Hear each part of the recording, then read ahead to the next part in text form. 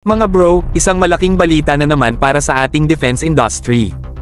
Ang Kongreso at Senado ay nagkaisa na sa final version ng Self-Reliant Defense Posture Revitalization Bill, at ngayon ay hinihintay na lang ang pirma ni President Ferdinand Marcos Jr. para ito'y maging ganap na batas. Kapag naging batas ito, tiyak na babangon muli ang ating maliit ngunit matibay na defense industry sa tulong ng gobyerno, lalo na sa aspetong teknikal at pinansyal para sa ating mga lokal na tagagawa. Kung matatandaan nyo, mga bro, ang Pilipinas ang isa sa mga naunang bansa sa Southeast Asia na nagdevelop ng sarili nitong indigenous defense industry noong panahon ni dating Pangulong Ferdinand Marcos Sr. noong 1970s. Ang resulta, nakadevelop tayo ng mga sariling armas, komunikasyon equipment, aircraft, naval crafts, military vehicles, mortars, at maging ang infamous bombong rocket na pinangalan pa sa kasalukuyang presidente.